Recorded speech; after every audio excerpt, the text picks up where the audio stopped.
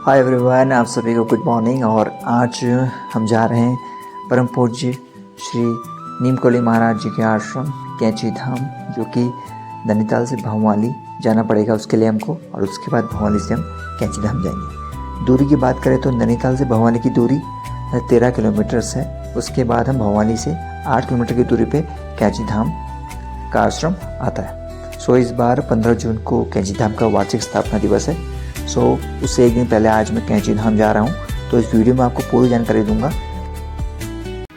सो मैं बैठ चुका हूँ यूटीसी की बस में, जो कि नैनीताल से लोकली ऑपरेट होती है। तो भंवाली की बस की बात करें तो नैनीताल से मॉर्निंग में 5:15 AM पे शुरू होती है, उसके बाद 6:15 AM की है, उसके बाद 7:30 यानी 7:30 बजे सुबह आपको यहाँ से बस मिल जाती है। बाकी और यहाँ से हम शुरू करते हैं अपनी यात्रा को।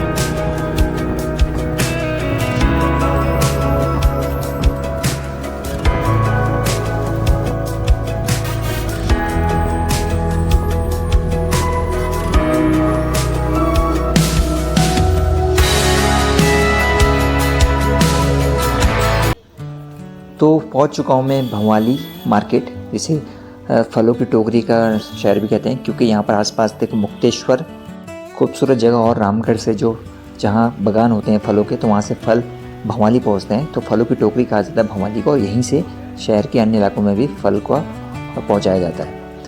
यहाँ से अभी हम केमू की बसें आएंगी जो वाया हल्द्वानी होकर आती हैं, अल्मोड़ा क्षेत्र, बागेश्वर, द्वाराहाट होते हुए रानीखेत की भी चलती हैं। तो इसी में हम चल जाएंगे कैंची धाम तक लोकली। और यहाँ से चार्जेस की बात करें तो यहाँ से भी 20 रुपये का चार्ज पड़ता है आपका, नहीं तो आप पैदल भी जा सकते हैं 8 किलोमीटर अगर आप पैदल चल सकते हैं तो। बट मैं यहाँ पर अभी बाय बस ही ट्रैवल कर रहा हूँ, और बीच में आपको सुंदर नज़ारों को आप एंजॉय भी कीजिए। पहुँचेंगे कैंची धाम, फिर दर्शन करते हैं।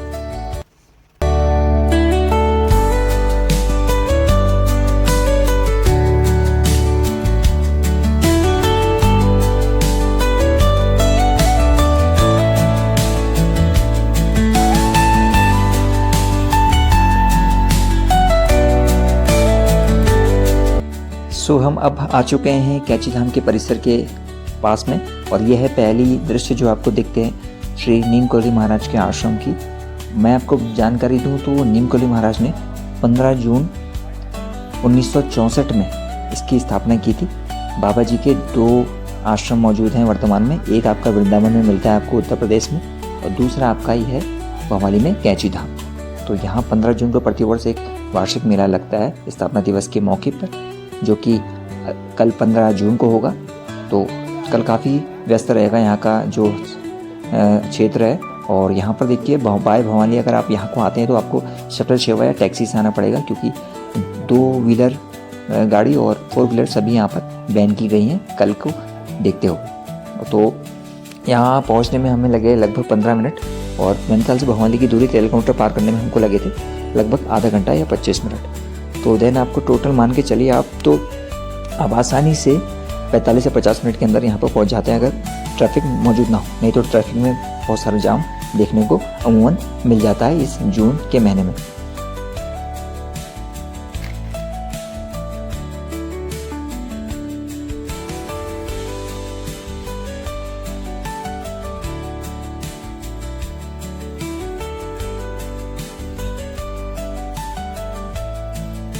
तो चलिए मैं मंदिर के अंदर प्रवेश कर रहा हूँ, दर्शन करके आता हूँ, फिर आपको बाबा जी के दर्शन के बारे में बताता हूँ कि यहाँ पर कैसी व्यवस्था की गई है। सो हमें काफ़ी बढ़िया दर्शन हुए बाबा नीमकोली महाराज जी के। मैं आपको अंदर जानकारी बताऊँ मंदिर की, तो सबसे पहले जब प्रवेश करते हैं तो आपको सबसे पहले राधा कृष्ण भगवान जी की मूर्ति मिलती है, जिसके आगे आप नतमस्तक होते हैं। बगल में फिर आपको सेकंड में आपको मिलते हैं महादेव जी का शिवलिंग मौजूद है। उसके बाद भगवान सीताराम की मूर्ति है और फिर उसके बाद आपको हनुमान जी के दर्शन होते हैं। जब उससे आगे बढ़ते हैं तो आपको बाबा नीम करोली महाराज के साक्षात दर्शन होते हैं। ऐसा लगता है कि मानो वो साक्षात हमारे सामने बैठे हुए हैं। तो उनका आशीर्वाद देखिए आप जब आगे बढ़ेंगे तो वहाँ माँ सिद्धि माँ का एक मंदिर है। सिद्धि माँ को कहा जाता है कि वो बाबा नीम करोली महाराज जी की शिष्या थी और उनके बारे में जो इतिहास है वहाँ पर लिखा हुआ भी है। सो फ़ोटो नहीं खींच सकते थे तो मैं आपको दिखा नहीं पा रहा हूँ इसमें। फिर आगे जाके हमें जो मूर्ति मिली थी वो है आपकी माँ दुर्गा जी की मूर्ति है। तो उस मंदिर में हाथ जोड़ के आप आगे बढ़ जाते हैं तो सीधे आप फिर मंदिर के एग्ज़िट गेट से आप सीधे बाहर को निकल आते हैं। तो इतना था कैची धाम का जो दर्शन, जो मंदिर की स्थिति वो मैंने आपको बता दी है। बाकी आसपास देखो आप काफ़ी भीड़ हो रही है अभी और लोग सब एक फ़ोटो खींचना चाहते हैं मंदिर के प्रीमाइसेस के साथ, क्योंकि मंदिर का प्रीमाइसेस काफ़ी बड़ा है। बट जब से यहाँ संख्या बढ़ी है और भीड़ बढ़ रही है, काफ़ी भव्य स्थल हो गया, तो अब अंदर पूरा नहीं प्रवेश किया देने जाता है हमको। नहीं तो अगर बताऊं तो आपको 2005 की बात बताऊं, जब हम बचपन में यहाँ पहुँचते थे लोकल नैनीताल से बाय पैदल, जो रास्ता था बिरला चुंगी के द्वारा शेर के डांडा से, तो वहाँ से पहुँचने के बाद तो यहाँ पर उस समय मंदिर में प्रवेश करके आप पीछे के रास्ते से निकल जाते थे और काफ़ी भव्य होता था उस समय। बट अब संख्या बढ़ने के साथ इस चीज़ को कम किया गया है और यहीं से आपको वापस मोड़ के एग्ज़िट किया जाता है जहाँ से आप प्रवेश करते हैं। चलिए अब मैं वापस चलता हूँ यहाँ से भवाली की तरफ और वहाँ से फिर नैनीताल की तरफ आगे बढ़ेंगे। फिर मैं आपको रास्ते में दिखाता हूँ कि कैसा अभी मौसम हो रहा है।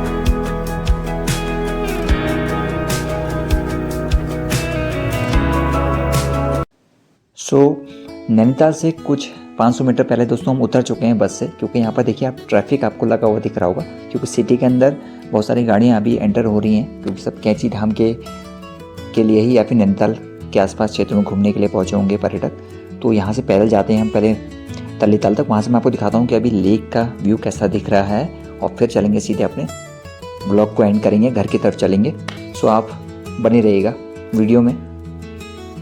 तो ये है नैनीताल के लेक की झलक और लगता है बारिश के बाद काफ़ी अच्छी स्थिति हो चुकी है लेक की, क्योंकि पानी का स्तर काफ़ी ऊपर आ चुका है और अच्छा लग रहा है अब लेक देख के। बट एक चीज़ और है, यहाँ पर गंदगी भी दिख रही है तालाब में, क्योंकि बारिश से जो नाले गधेरे हैं उनका पानी और जो भी कूड़ा करकट है वो सब जमा हो चुका है, तो काफ़ी बुरा भी लग रहा है देख के इसको। बट बारिश हुई ऐसी थी। तो अब इस व्लॉग को यहाँ पर मैं एंड करता हूँ। कैसी लगी आपको जानकारी? अगर आप कोई भी प्रश्न हो आपके मन में तो आप मुझे कमेंट बॉक्स पे टाइप करके पूछ सकते हैं, मैं आपको पूरी हेल्प करूँगा कोई भी जानना हो। और नैनीताल घूमने आ रहे हैं तो मानसून भी एंटर कर चुका है, तो प्लीज़ गर्म कपड़े लेके आइएगा और कोई भी जानकारी हो तो मुझे ज़रूर पूछिएगा। चैनल को सब्सक्राइब करना मत भूलना और बेल आइकन को ज़रूर प्रेस करिएगा। बाकी अन्य व्लॉग्स के लिए आप ऊपर आई सेक्शन को चेक कीजिएगा या फिर डिस्क्रिप्शन में आपको मैं लिंक्स प्रोवाइड करा दूँगा इस चैनल के अंदर वीडियोज़ की। So please subscribe the channel and hit the bell icon. See you in the next vlog. Till then take care. Bye bye. And सभी को प्रणाम। जय बाबा नीम करोली महाराज जी की। श्री हनुमते नमः।